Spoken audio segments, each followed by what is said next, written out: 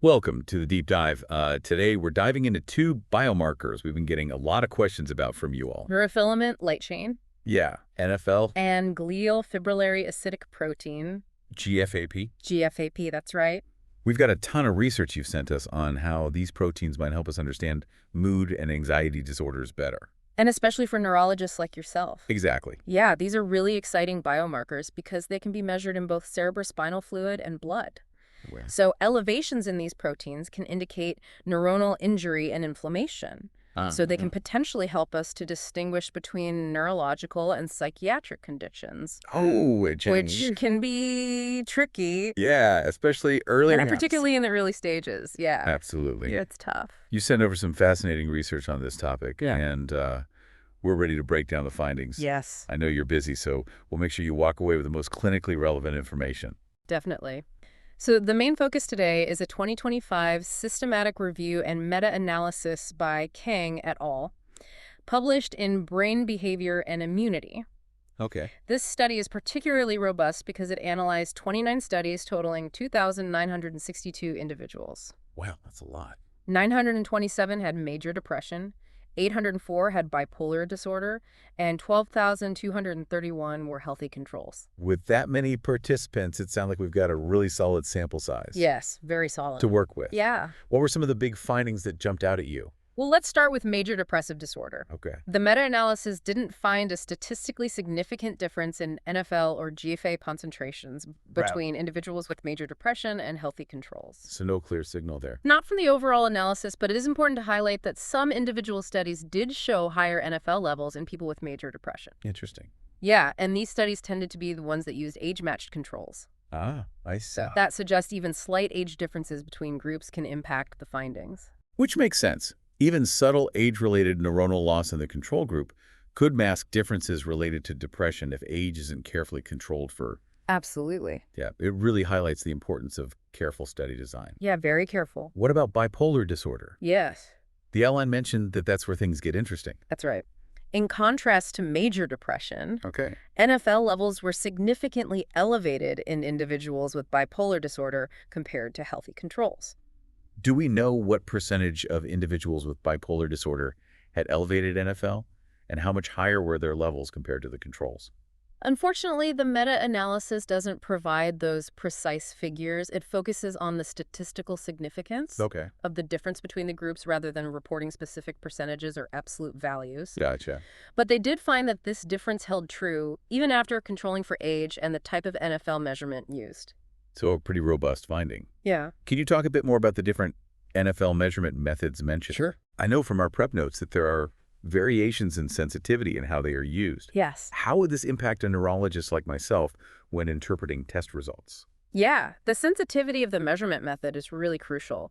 Some of the studies in the meta-analysis used ELISA, while others used Simoa technology. Yep. Simoa is generally considered to be more sensitive, meaning it can detect even very small amounts of NFL in blood samples. So theoretically, a test using Simoa might pick up on subtle elevations in NFL that an ELISA test could miss. Exactly. And that could be particularly important in cases where we suspect early or subtle neuronal injury. Uh-huh. If we're using a less sensitive method, we might miss those early warning signs. Interesting. So if NFL is elevated in bipolar disorder, what might that be telling us about what's going on in the brain?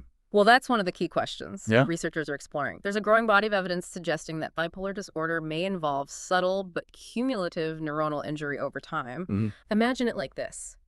Think of a bustling city with a complex network of roads and bridges. In bipolar disorder, the traffic flow in the brain might be disrupted due to subtle damage to those roadways, I like that.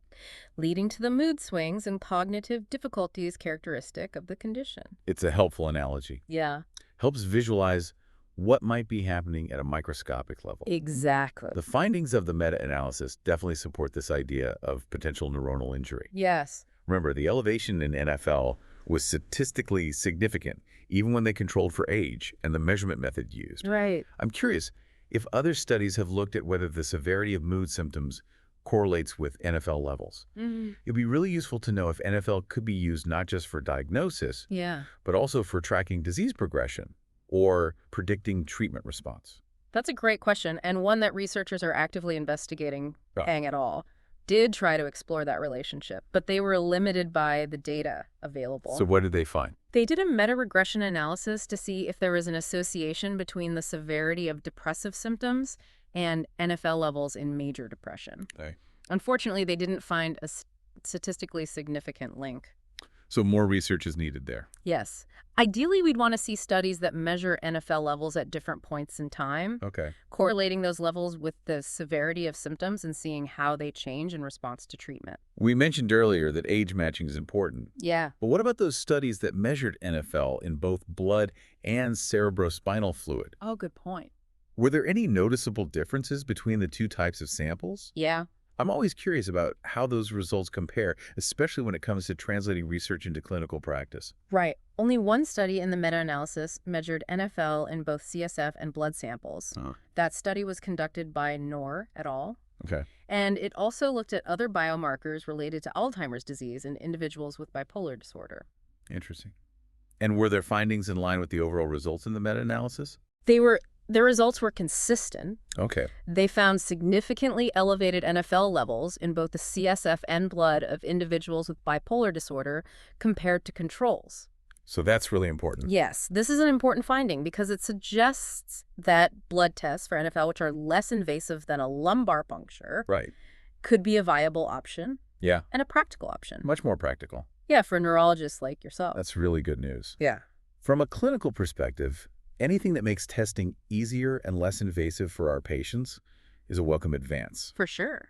It could potentially change how we approach the initial workup for individuals presenting with mood symptoms. Right. We talked about major depressive disorder and bipolar disorder, but the meta-analysis also looked at anxiety disorders, although the data there is much more limited. Yes, very limited. Only one study by Light et al. Was included. Okay. And they didn't find any significant difference in serum NFL levels between individuals with anxiety disorders and healthy controls. That's unfortunate. I was hoping we'd have more insights into anxiety disorders given how prevalent they are, I agree. especially in neurology practice. Yes, but keep in mind, this was just one study, and we can't draw firm conclusions based on such limited data. Of course. It does highlight, though, the need for more research in this area. Absolutely. Yeah. We need larger, well-designed studies to fully understand the potential role of NFL and GFAP in anxiety disorders. Yeah. Now, with any meta-analysis, we need to acknowledge the possibility of publication bias. Of course. It's possible that studies with positive or statistically significant results are more likely to get published. Right. Could this bias have skewed the results in this case? Kang et al. Address this head-on. They use both Egger's test and funnel plots to assess for publication bias. Can you explain those methods briefly? Sure. What do they tell us? Certainly. So Egger's test is a statistical method that looks for asymmetry in the distribution of studies included in the meta-analysis. Okay. And this asymmetry can be a sign of publication bias, where studies with non-significant results might be missing. And what about funnel plots? A funnel plot is a visual representation of the studies included in the meta-analysis. Uh-huh. It plots the study's effect size against its precision, which is usually related to the sample size. Okay. In an ideal scenario, with no publication bias, the plot should resemble a symmetrical funnel. I see. Asymmetry in the funnel plot can also suggest publication bias. Gotcha. So what did those tests and the funnel plots reveal for this meta-analysis? For both major depression and bipolar disorder, Egger's test didn't indicate any evidence of publication bias.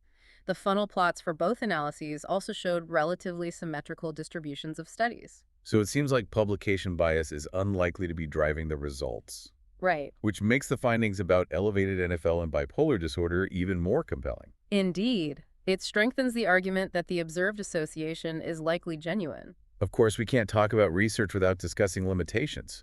What were some of the key limitations that the authors highlighted? One of the primary limitations was the heterogeneity across the included studies. Meaning the studies varied in terms of things like sample size, patient characteristics, measurement methods, and even the specific criteria used to diagnose the mood disorders. Given the complexity and variability in how mood disorders present, it's understandable that there would be some heterogeneity across studies. Precisely. And this variability makes it harder to draw definitive conclusions or generalize the findings to all patient populations. Were there any other limitations worth mentioning?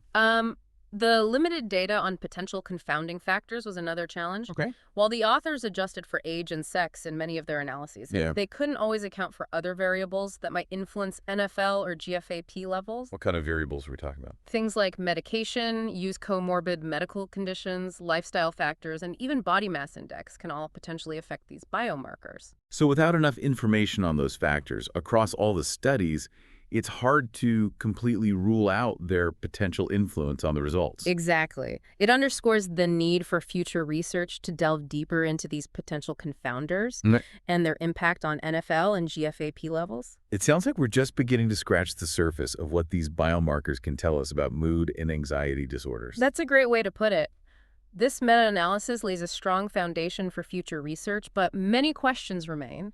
Yeah. It opens up a whole new avenue for understanding the neurobiology of these conditions and potentially developing new diagnostic and treatment approaches. Well, I don't know about you, but I'm already thinking about how this might change my approach in the clinic. Yeah. Would I consider ordering an NFL test for a patient with mood symptoms that are difficult to classify? Absolutely. I think that's a prudent approach, especially in cases where there's ambiguity between a diagnosis of major depression and bipolar disorder. Having that additional biological information could be invaluable. It's remarkable how quickly research like this can translate into real-world clinical practice. It is exciting, isn't it? It is. As we continue to unravel the complexities of the brain and these biomarkers, we're opening up new possibilities for personalized, more effective care for our patients. So we've covered a lot of ground today, really diving deep into the potential of NFL and GFAP in mood and anxiety disorders. Yes, we have. These proteins measurable in both cerebrospinal fluid and blood. Right.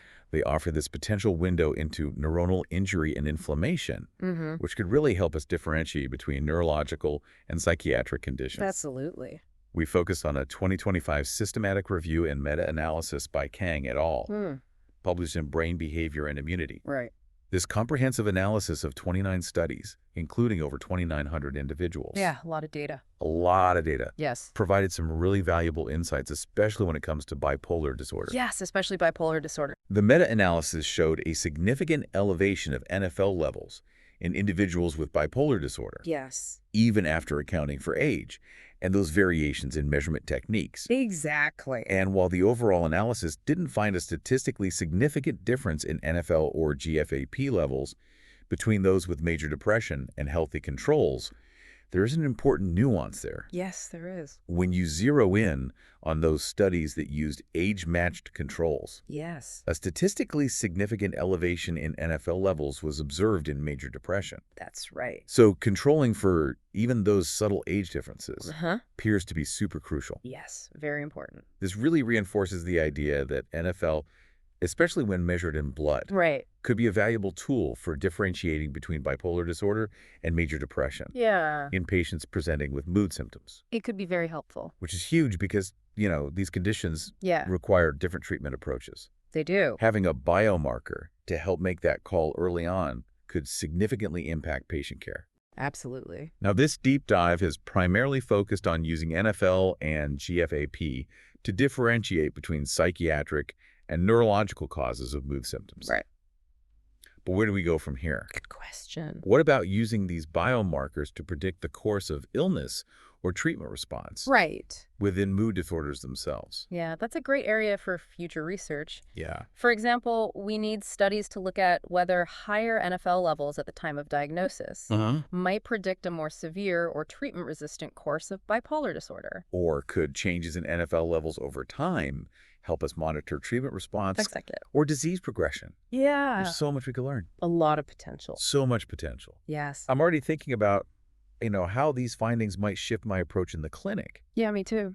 For a patient with mood symptoms that are difficult to classify, especially when considering major depression versus bipolar disorder, Right. an NFL test could provide invaluable information. It could. Of course, I'd take into account other factors. Of course. The patient's age, their medical history, Uh-huh. the specific nature of their symptoms. Yes, absolutely. It's fascinating to see how research like this can so directly inform clinical practice. It really is. It's exciting. Yeah. This has been a really insightful deep dive into the world of NFL and GFAP and their potential to revolutionize how we approach mood and anxiety disorders. I agree. We hope this exploration has given you some valuable knowledge Yes, that you could apply in your own practice. I hope so. Until next time, keep that curiosity burning bright, and don't forget to keep diving deeper. Bye.